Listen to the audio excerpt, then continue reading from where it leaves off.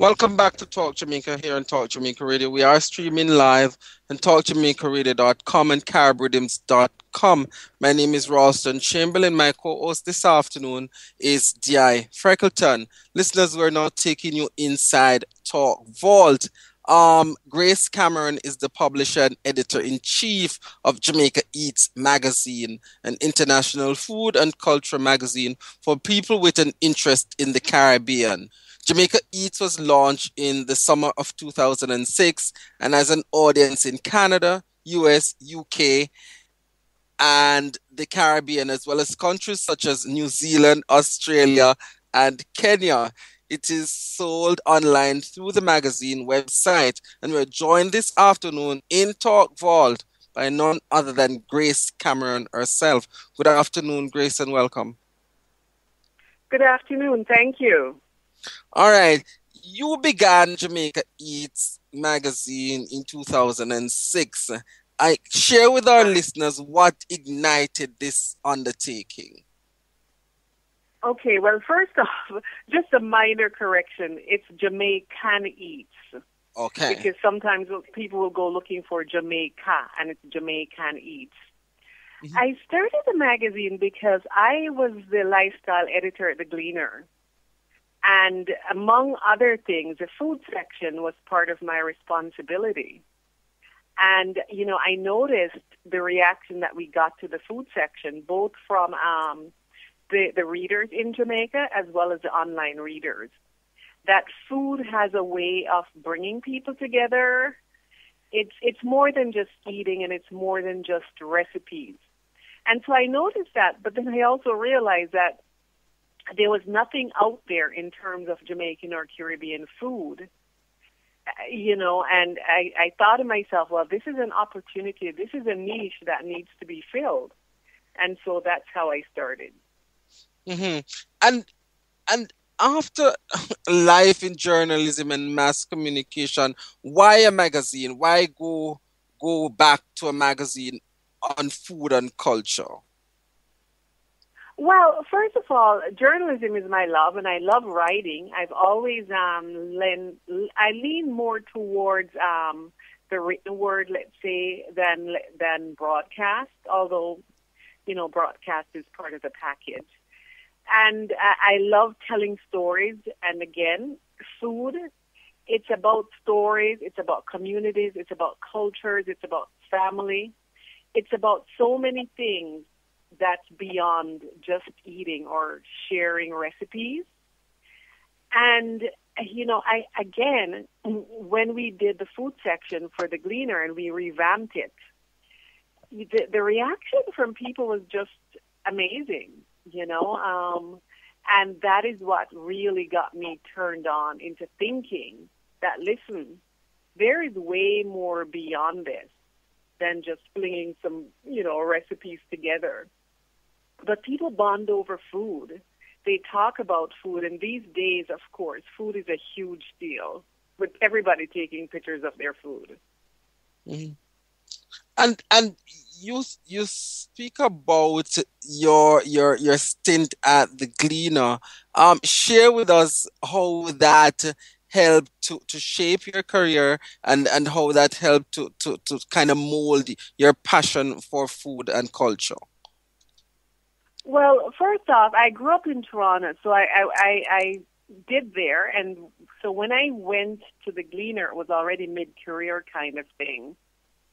But at the time that I worked at the Gleaner, up until then, I had not worked in the area of lifestyle, so to speak. It was more newsy. You know, my background was a little bit more newsy as opposed to lifestyle. But when I was made editor of the lifestyle desk, you realize just how much you can get from that, because, of course, many of the things that we did and that I still do in terms of lifestyle is informed by what's happening in the news. You know, so the lifestyle sections or lifestyle stories will take whatever is happening or whatever is current and extend it, you know, give it more depth.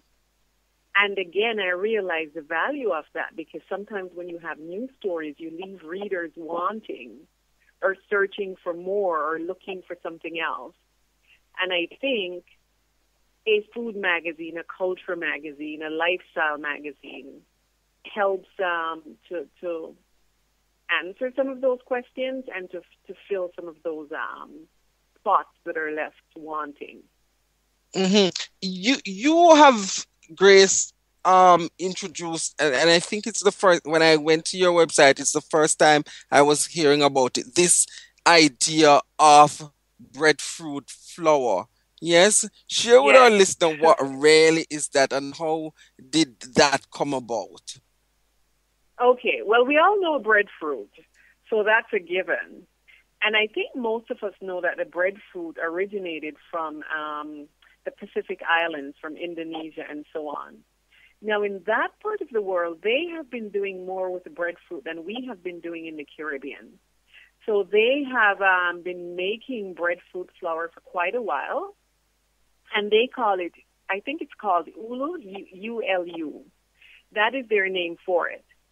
But the idea of the breadfruit flour and featuring it in this issue of the magazine was really not my own. I was actually contacted by a reader,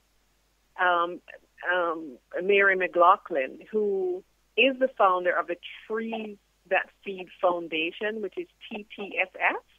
Mm-hmm. And Mary and her husband and her brother, a number of years ago, started that foundation precisely to generate the growth of breadfruit trees in Jamaica and eventually throughout the Caribbean, and to have breadfruit go beyond what we have been using it for. So, for example, to feed children, breadfruit porridge, but also beyond that to create an industry. Because breadfruit flour, it's gluten-free. You know, there's a whole industry out there that we can benefit from. And I think Mary had the foresight to see that, among other, other issues that she had in terms, also environmental concerns and so on. But she had the foresight to see that breadfruit flour could go a long way in terms of feeding a nation, building an industry, employing people, etc. And so I was approached with the idea, and I said to her, well, I'm on board. And lo and behold, having decided that, I then realized just how much you can do with breadfruit flour. Mm-hmm. So that is how the whole idea came about. Do you think, Grace, that we have done enough, like with, say, for example, the breadfruit? Do you think we have done enough to educate our people on the various things that we can do with breadfruit, and how does your magazine Jamaican Eats fit into that whole education aspect? Okay, well, first of all, I think in the Caribbean and in Jamaica, let me say, and I think most likely for the Caribbean, we really haven't done much of anything with our produce. I mean, again, in the Pacific Islands, they are way ahead in terms of how they use breadfruit. And for us, we have only been using it locally, roast it, boil it, that kind of thing. But there is so much more that you can do with it. And again, to have an entire industry that could grow from it, is amazing, because then you're talking about employment. Then you're talking about bringing in resources and money that can stimulate the economy. There's just so much that can happen, and it's not just breadfruit, it's other products. But in this case, we're talking about breadfruit. In terms of the magazine and how it can help, because it's a relatively new product for us in this part of the world and in the Caribbean, the whole idea of featuring it so heavily in this coming magazine is to show people how the flour can be used, how versatile it is, and that indeed it can, in many cases, replace the regular flour and may even be better for you. So just to explain what we did earlier this year, we put out a call to a number of our readers for what we call a breadfruit flour challenge.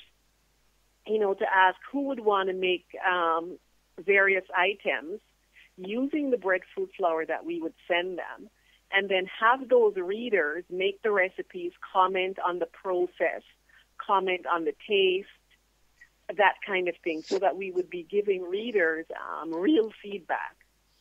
And we had almost 20 people who responded.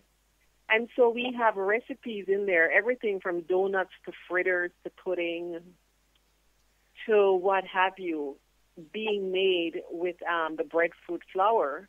And again, the real recipes, but in addition to that, the comments from the people who made the recipes, the comments from their taste testers who tasted it and gave their feedback. So it's really taking the product and showing how people can use it. Mm-hmm. And if our listeners want to find Jamaican Eats, the magazine, if you could just tell us where exactly they should go. Okay, so it's JamaicanEats.com, and they can find it online. We also have a Facebook group and a Facebook page, and in that case, you would have to type in Jamaican Eats Magazine, and then it will bring up our Facebook page and so on. We're also on Twitter as Jamaican Eats, as well as Instagram. So we can be found easily. We have information on the website about how to buy breadfruit flour. All the details are there. We also have information there as to how people can get the magazine. And although it's being ordered online, there's a process that readers in Jamaica can go through where they don't have to order it online. There's a setup for Jamaican-based readers, and it says that right there. There's a link on the site. So it's all set up there. Mm-hmm. And finally, Grace, in 30 seconds, tell us what our listeners should be expecting to hear from you in, say, another 5 years. Oh, my goodness. I'm so excited. Well, this July is our 10th anniversary, so we'll have a big celebration with that. We also have coming up, I should say, this is not 5 years, it's this summer. We're going to be having a Jamaican Eats Magazine Special Olympics edition cookbook. Mm-hmm. And we're going to have a Kickstarter campaign that we're starting in about a week, so folks can look out for that.